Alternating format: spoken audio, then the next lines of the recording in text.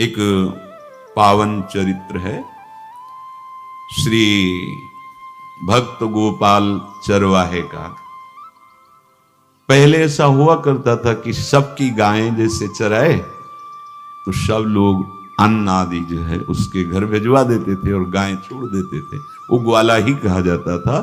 सैकड़ों लोगों की गाय चराता था और उसके घर में अन्न आदि जो आवश्यक सामग्री है भिजवा दी जाती थी। ना तो एक अक्षर वो पढ़ा लिखा था और ना कभी उसने भगवान का नाम या कोई चर्चा सुनी थी।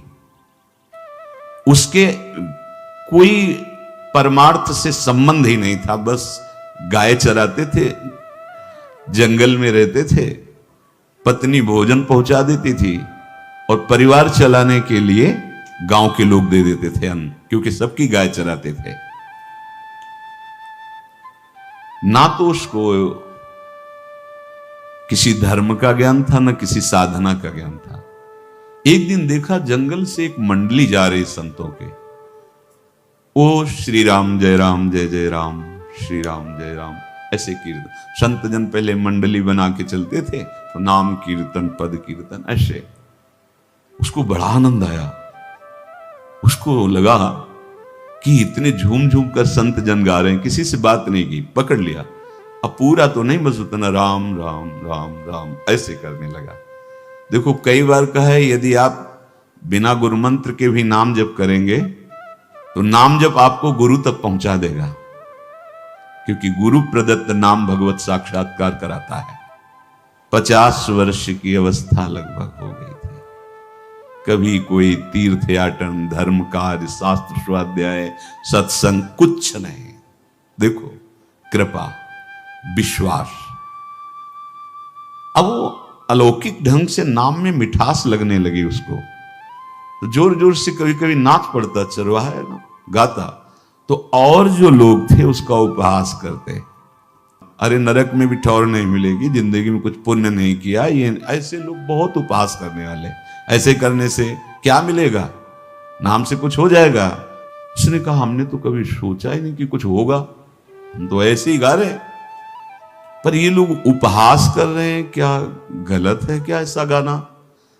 जब तक दृढ़ ज्ञान नहीं होता तब तक माया फिसला सकती है। उसने कहा कि हम किसी लाभ के लिए, बैकुंठ जाने के लिए या कोई लाभ के लिए नहीं जपते, हमें तो अच्छा लगा, वो गा रहे थे संत जन तो हम गाने लगे। क्या सही में आप लोग समझते हैं कि ये गलत है? उनका तुम मूर्ख हो, तुम्हारी क्या समझ में आए? और उपहास करते उसका।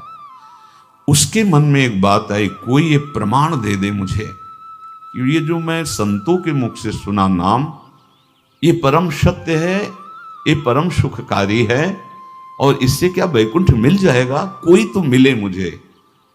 और जब किसी के हृदय में ऐसी आकांक्षा होती है तो वही मिल जाते हैं जो सबके हृदय की जानते हैं। एक दिन उसने देखा जब लोग दिल्ली की हंसी मजाक कर रहे थे, उसी समय एक लंगोटी पहने हुए, हाथ में कमंडल और दंड धारण किए हुए कोई वीतराग परमहंस जात दौड़ा, चरणों में गिर गया।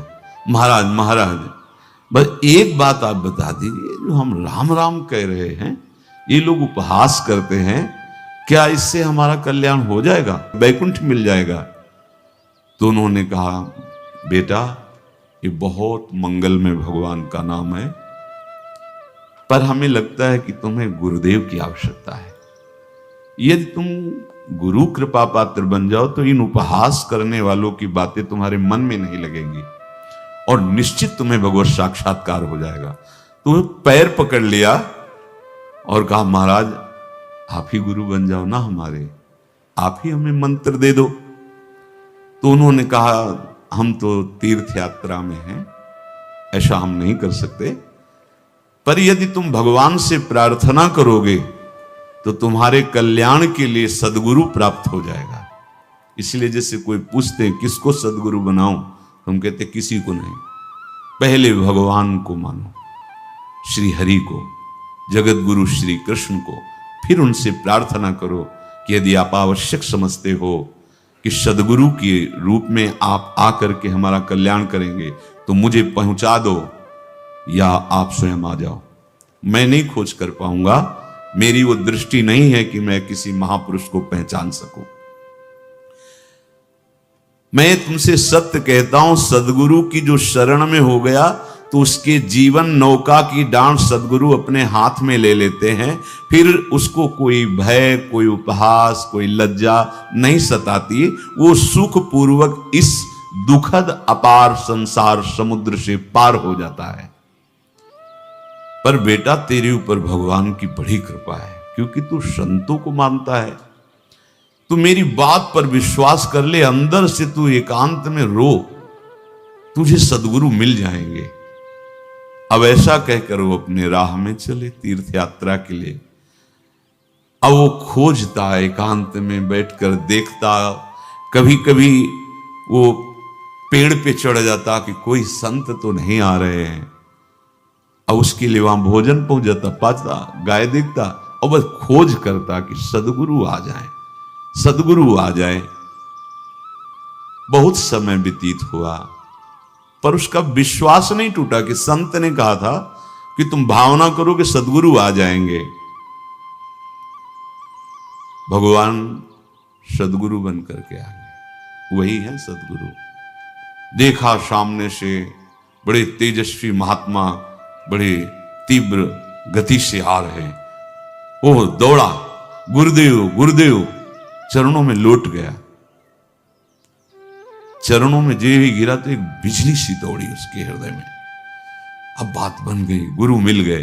वो खड़े हो गए, देखते ही सात्विक भाव उत्पन्न हो रहा है, आंसू निकलने लगे। देखते ही मन में आया कि जो संत कह रहे थे सदगुरु मिल जाएंगे, यही हमारे सदगुरु हैं। हृदय में उत्साह, आतुर आवाज, प्रभु मुझे भवसागर से पार करने वाला गुरु मंत्र दे दो। ऐसे थोड़ी दीक्षा दी जाती कि गली चलते दी जाए, दूंगा। जा पहले स्नान करके आ, फिर एकांत स्थान में बैठेंगे, फिर तेरे को उपदेश देंगे। बोला महाराज, मैं जंगली आदमी हूं, गाय चराता हूं, हमारा घर बार से कोई आना जाना नहीं, यही भोजन आ जाता है। संत ने कहा अच्छा स्नान करो। स्नान करके आए, एक पेड़ के नीचे, भाई मैं तुझे कुछ नियम दूंगा, कुछ शर्त। तो अब महाराज गंवार आदमी है, ना हम आपका कोई नियम पालन कर पाएंगे, ना कोई व्रत पालन कर पाएंगे, ना कोई साधना कर पाएंगे। आप देख लो हमारी हालत, 50 साल का हूं, पढ़ा लिखा बिल्कुल नहीं, कोई धर्म कर्म नहीं जानता, गाय चराता हूं। मुझसे बहुत बातें नहीं सदेंगी, अगर एक कोई बात बता दो तो प्रण करता हूं जिंदगी में प्राण त्याग सकता हूं, पर एक बात, कोई एक नियम कोई दे दो। हमें बहुत नियम तो नहीं समझ में आएंगे, एक कोई बात बता दो कि ऐसा कर लेना और मंत्र जपना, तो हम प्राण त्याग सकते, पर आपकी आज्ञा उल्लंघन, पर बहुत हम बातें नहीं मान पाएंगे क्योंकि हमारे इतना ज्ञान नहीं है। गोपाल के वचन सुन करके बहुत प्रसन्न हुए संत भगवान। एक नियम तुझे देता हूं, हमारे आराध्य देव श्री कृष्ण हैं, गोविंद हैं। आज से तुम्हारे आराध्य देव गोविंद हुए, हां श्री कृष्ण है। बिना उनको पवाए तुम्हें पाना नहीं है, बस यही तुम्हारे लिए नियम है। तुम्हारे पास जो आवे, सूखी रोटी, दूध, छाछ, जो भी, बिना उनको पवाए पाना नहीं है। सीधा सरल आदमी। गुरुदेव प्राण चाहे चले जाएं, बिना उनको पवाए आज के बाद कभी जिह्वा पे कुछ नहीं जाएगा, ऐसा गुरुजन आदेश करते हैं वैष्णव मार्ग के पथिकों को कि जल भी बिना अर्पित किए मत पियो। अगर आप बिना अर्पित किए पीते हैं तो आपकी बुद्धि में इष्ट देव के प्रति ममत्व तो नहीं आ पाएगा, नहीं आ पाएगा। अब तो गोपाल नाच पड़ा कि गुरु मिल गए, गुरु मंत्र मिल गए और इष्ट का पहचान मिल गई। उसी समय घर से भोजन आया, वही कभी चटनी रोटी, ऐसे ही बैठा एकांत वृक्ष के नीचे, आओ गोविंद भोग पाओ। अब गोपाल विचार में लगा कि आ तो रहे हैं ही नहीं, और गुरुजी ने कहा बिना पवाए पाना नहीं। पूरा दिन व्यतीत हो गया। गुरुजी कह रहे थे घट घट में विराजमान भगवान है तो कहीं से भी प्रकट हो सकते हैं, तो अंदर मंत्र जपता हो, कहता आओ भगवान, पाओ आके, नहीं आए। महाराज हमारे गुरुदेव ने आपका ध्यान जो बताया था वैसे ही आओ, आप पाओ आकर के। रात्रि हो गई, देखा प्रभु नहीं आए तो भोजन उठाया, गाय को पवा दिया, तो बहुत सी गायें थी, भूखा रह गया। दूसरे दिन फिर भोजन आया, एक पत्ता टोरा, जल से छिड़का पत्ते को और भोजन रखा। भगवान को फिर पुकारा, आओ प्रभु। गुरुदेव ने आज्ञा की, बिना आपको पवाए हम अपनी जबान में नहीं रख सकते। शाम हो गई, रात्रि हो गई, फिर गौ को दे दिया, नहीं पाया। अब एक तो 50 वर्ष की अवस्था और गौओं के पीछे दौड़ना और भोजन पाना नहीं, शरीर में सामर्थ्य धीरे धीरे कम होने लगी। तीसरा दिन, चौथा दिन, पांचवा दिन, छठा दिन, सातवां दिन, दीनानाथ प्राण चाहे निकल जाए, हम गुरु की आज्ञा नहीं तोड़ सकते। अगर आप नहीं आएंगे तो भूखों मर जाऊंगा। पर हम ये बात देखो, ये बात चरवाहा है, कोई साधना पूर्व की नहीं। गौ सेवा के प्रताप से उससे संतों में प्रीति हो गई, नाम की कृपा से, गुरु की कृपा से नामी की प्राप्ति की चाह। ऐसे कई दिन व्यतीत होते गए, अस्थि मात्र होए रहे शरीरा। पूछते कि क्या बात है, भोजन तो हम रोज लाते हैं, आप रोज लेते हैं, क्या पाते नहीं? आपका विषय नहीं। शिक्षा मिलती है, अपने गुरु उपदिष्ट साधन को किसी से बताना नहीं चाहिए। गुरु उपदिष्ट साधन जब तक सिद्धावस्था ना पहुंच जाए तब तक गुप्त रखा जाता है। जो जैसे आप सत्संग सुन रहे हो, इसमें कोई वचन आपको लगा, पकड़ लिया, अब वो जीवन में तभी बोलना जब उसका प्रभाव हमारे जीवन में आ जाए। नहीं ऐसे नहीं बोलना, नहीं तो निकल जाएगा। और अगर रोक लिया तो मंथन करेगा अंदर और आपको उसमें स्थित कर देगा। एक भी शब्द नहीं बताया कि हमारी गुरु दीक्षा हो गई, गुरुजी ने कहा था पवा के पाना, और इतने दिन हो गए भगवान तो आ नहीं रहे, इसीलिए हम पा नहीं रहे, तो हमारी ये दशा है। देखो आज का समय ऐसा है कि प्रगट में सब इंद्रियों के पोषण की व्यवस्थाएं भगवान दी, चाहे गृहस्थ हो चाहे विरक्त हो, लेकिन क्या हमारे अंदर निष्ठा है ऐसी?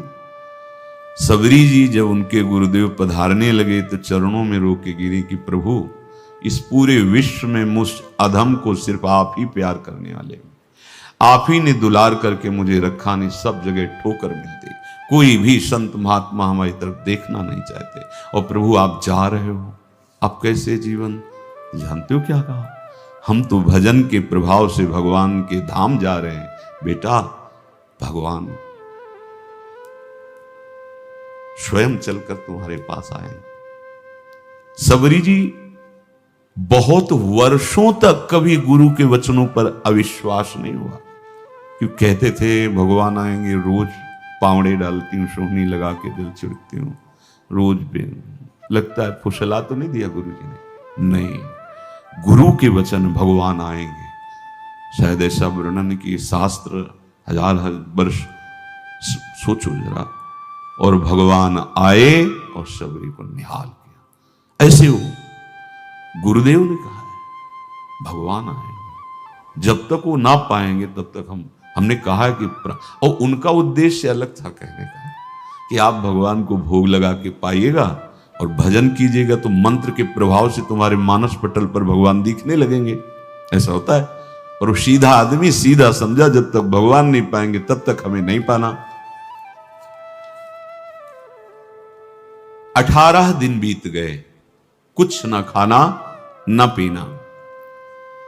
गोविंद भी देखते हैं, बाल भक्त ओम प्रकाश जी महाराज यही अपने चामुंडा के पास से उधर, बहुत नामनिष्ठ महात्मा, बाल भक्तों में बहुत ही मानो प्रहलाद जी ही हैं। जैसे प्रहलाद जी नामनिष्ठ भगवान निष्ठ, घट घट में भगवान को देखने वाले, ऐसे श्री ओम प्रकाश जी बाल भक्त। बड़े बड़े महापुरुष गए, हरि बाबा, उड़िया बाबा, सब बस वो यही कहते कि ये श्री कृष्ण का आदेश है। फिर शायद 50 के भी ऊपर दिन गए थे, ऐसे 70 दिन तक उस महापुरुष ने कुछ नहीं खाया, सशरीर अंतर्ध्यान हुए। आज समाधि उनकी बनी। जब महत्व भगवान का जग जाता है तो शरीर का महत्व नहीं। अच्छा, प्राणनाथ जब प्राणों का पोषण कर रहे हैं तो अन्न में भी तो प्राणनाथ की ही दी हुई शक्ति है, तो बिना अन्न के भी उनका पोषण हो रहा है। पर ये भागवती का आदेश से, मनमानी करने से नहीं।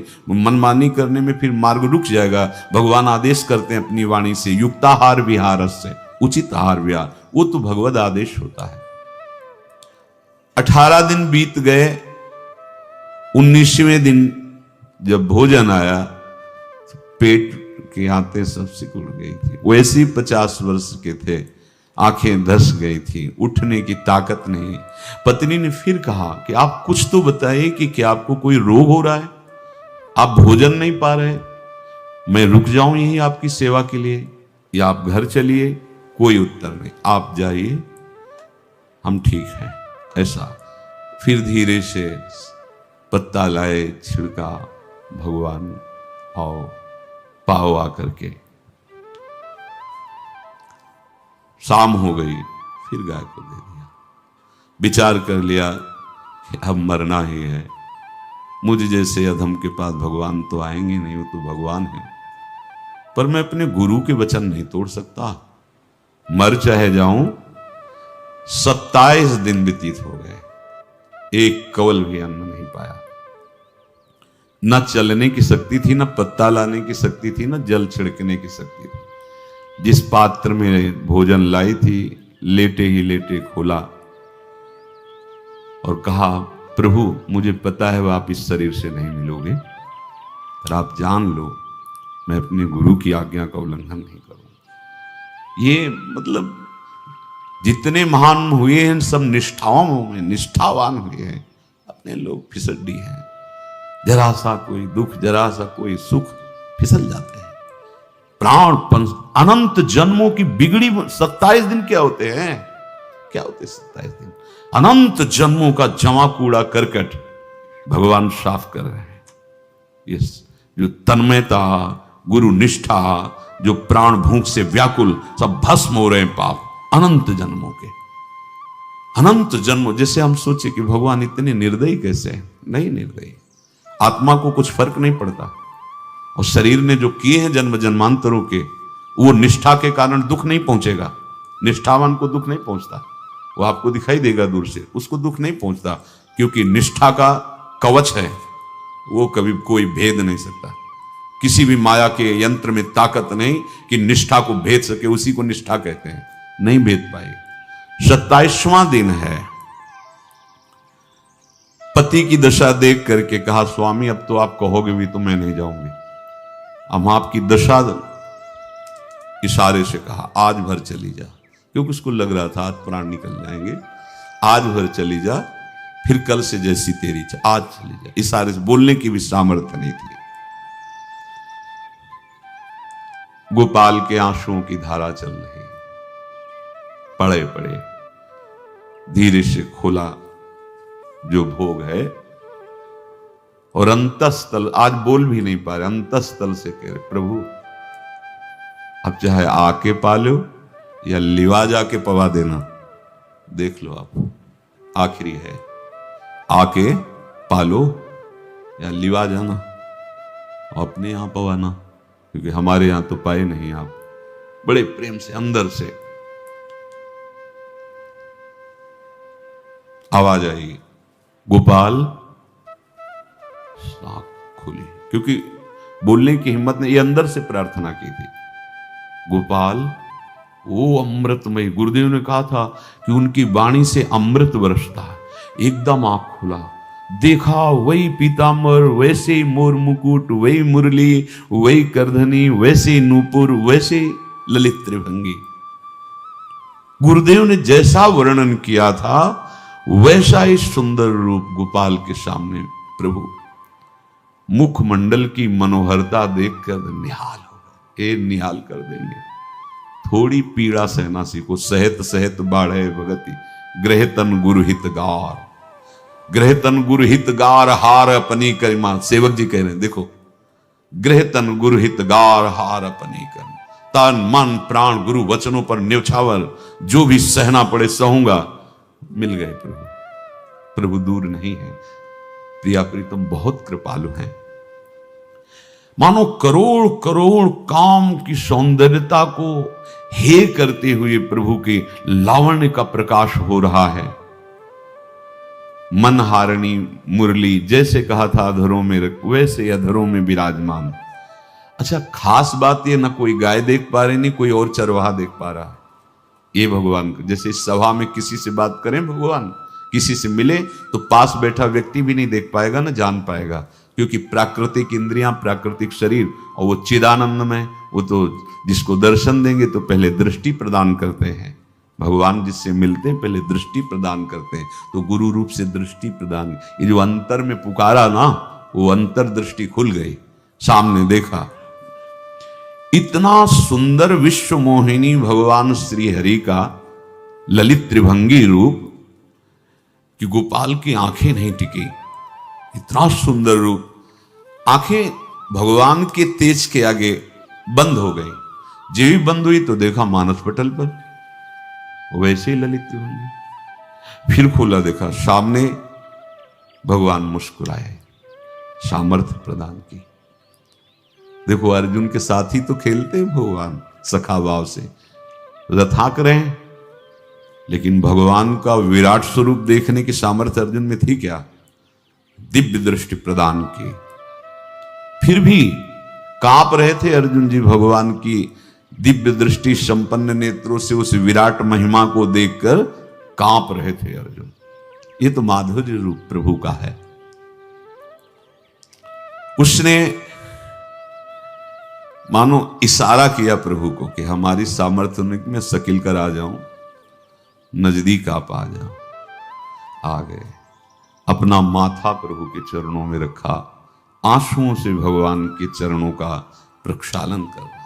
देखो, गांव का गाय चराने वाला ग्वारा, जिसको कोई धर्म कर्म का ज्ञान नहीं, कोई भक्ति का ज्ञान नहीं, कोई शास्त्र का ज्ञान नहीं, भगवान ने फिर उसको उठाया और अपने हृदय, ज्यों हृदय से लगाया, हष्ट पुष्ट स्वस्थ सब, अंतर बाहर पूर्ण, कोई पीड़ा नहीं, कोई दुख नहीं, बिल्कुल तेजस्वी स्वरूप। भगवान की स्पर्श की महान सामर्थ्य है। बाली ने बहुत मारा ना सुग्रीव को, तो कर प्रसाद सुग्रीव शरीरा, जे इस पर सारी पीड़ा गई। भगवान अमृत सावी है, भगवान दिव्य चिदानंद भाव देने वाले हैं। अब तो सुरमुनि वांछित प्रभु की छाती से लपटा हुआ है। ये ऐसा ना सोचो कि कहानियां हैं, ऐसा ये सत्य विषय आप भी प्राप्त कर सकते हैं। इसी के लिए रोज सत्संग होता है। जो भगवान से लिपट कर छाती में अश्रु की बूंदे, वो भगवान ये था माम प्रपद्यन्ते, भगवान की अश्रु बूंदों से गोपाल का अभिषेक होगा। मानो सुदामा मिलन हो रहा है। जैसे भगवान को दैन्य बहुत प्रिय है। तभी भाई जी महाराज कहते हैं एक पद में कि बुद्धिहीन बना दो हे भगवान, हमें बुद्धिहीन बना दो। ये जो बहुत बुद्धि चलती है ना, इसके लिए दौड़ भाग है। नहीं, सीधे प्रभु हमारे हैं, हम प्रभु के हैं। नाम जप आश्रय भगवत प्राप्ति निश्चित। भगवान बोले, प्यारे गोपाल अब तो रो मत, देख मैं तेरे प्रेम में पगी हुई ये जो सूखी रोटियां हैं अभी पाता हूं। वो भगवान बैठ गए और उसके घर की जो रोटी थी उसे, देखो मुझे त्रिभुवन का कोई भी भोग प्रसन्न नहीं कर सकता गोपाल, मुझे त्रिभुवन का कोई भोग प्रसन्न नहीं कर सकता। इस बात को समझो। जिनको ये भ्रम हो कि हम अधर्म से कमा के 56 भोग लगा के प्रभु को प्रसन्न कर लेंगे, तो ये बात सुनो। कह रहे मुझे त्रिभुवन का कोई भोग प्रसन्न नहीं कर सकता, मैं ऐसे ही अन्न की चाह रखता हूं। भगवान के वचन, जैसे दुर्योधन का महल का सब वैभव त्याग के, स्वागत ठुकरा के और विदुरानी जी के हाथ का छिलका पाया, मैं ऐसे ही अन्न की चाह रखता हूं, भगवान कहते हैं, बलिहारी है। कभी प्यार से एकांत में रो के इनको पवाना सीखो। भले आप इतनी कटोरी में सब्जी, 2 रोटी, और अगर दैन्य भाव से कि नाथ कहां आप और कहां, कैसे आपको पवाएगा। जो छवि है ना, पंखा करते जाओ ऐसे बीच बीच में जल पिला, देखो ना, ये था माम प्रपद्यन्ते तास्तते भजम। आप जैसा मानोगे वैसा भी वो व्यवहार करेंगे, पक्का समझ लो। गोपाल जो सच्चे हृदय से मुझे पुकारता है, मैं अवश्य उसको मिलता हूं। जो प्रेम पूर्वक मुझे पवाता है, मैं अवश्य उसका पाता हूं। पत्रम पुष्पम फलम तोयम ये में भक्त्या, भक्ति पूर्वक जो पवाया। भक्ति पूर्वक का मतलब दैन्य। अभक्त में अहंकार होता है, देखो ये किया मैंने, वो भगवान स्वीकार नहीं करते। वो आपका शुभ कर्म बन सकता है, अब वो भी धर्म से कमाई की है तो, पर भगवान की प्रसन्नता का हेतु होगा दैन्य। जहां भी देखो हमारे स्वामी को, जहां भी देखो दैन्य में बिके हुए पाए गए, दैन्य में। और ये दैन्य किसी बाजार में नहीं मिलती, ये दैन्यता बनावटी नहीं होती, ये वस्तुता हृदय की होती, भगवत प्रदत्त ही होती है। पर जो संत सदगुरुदेव की आज्ञा का अक्षरशः पालन करे तो इस दैन्य का निश्चित प्रादुर्भाव हो जाएगा, अहंकार गलित हो जाएगा। वत्स, मैं किसी भी वस्तु का कभी भूखा नहीं हूं। मानो गोपाल के बहाने से हमको समझा रहे हैं, क्या चाहिए भगवान को, क्या चाहिए? कुछ भी कर लो, माना कि तुम तात्कालिक वर्तमान दुख को मिटा सकते हो, तात्कालिक, लेकिन संपूर्ण दुखों को मिटाने के लिए हरिनाम गरज रहा है, राधा नाम गरज रहा है। आपसे प्रार्थना है, समझो इस बात को। कलयुग केवल नाम आधारा। देखो, सुन के राम राम शुरू किया, मिल गए सिद्ध सदगुरुदेव, दे दिया मंत्र, बता दी निष्ठा, और मिल गए भगवान। और भगवान कह रहे हैं, अब तेरे जीवन में कभी दुख का लेस नहीं रहेगा, तू अब घर जा, अब किसी की गाय चराने की जरूरत नहीं है, कुल परंपरागत तेरे लक्ष्मी बढ़ती रहेगी, तुझे कुछ करने की जरूरत नहीं। देखो, बड़े बड़े सोने के पहाड़ किसी सुनार ने बनाए क्या? प्रभु ने तो बनाया। भगवान हंसते हंसते समझ ही नहीं पाए और अंतर्धान हो गए। अभी गोपाल कुछ अपने मन भर के देख नहीं पाया था, कह नहीं पाया था, भगवान अंतर्धान हो गए। अब तो चिल्ला चिल्ला के रोने लगा और विवश होके आंख मूंदी तो देखा उसके मानस पटल पर छाए। अब तो राजी हो गया कि ये मेरे प्रभु ऐसी जगह विराजमान हो गए, कोई देख नहीं पाएगा, हम रोज बात करेंगे, रोज दर्शन करेंगे। नारायण या गौर श्याम को हृदय निकुंज बसइए। तो इसलिए धैर्य धारण करके, कितना भी कष्ट हो, अब पीछे मत हटो, फिसलो मत। माया अपने पार्षदों को भेजेगी। प्रभु का चिंतन छूटे वो कुछ भी स्वीकार नहीं। प्रभु का चिंतन होते हुए जो हो रहा है उनका सृष्टि का कार्य है, जो जो जिसको सेवा दी हो रहा है। हमारा प्रभु का आश्रय अगर बदला किसी व्यक्ति का आश्रय या किसी अन्य का आश्रय, बहुत घाटा हो जाएगा। अपने इस मन को देखते रहिए कि प्रभु को प्रथम नंबर में रखता है या द्वितीय नंबर में।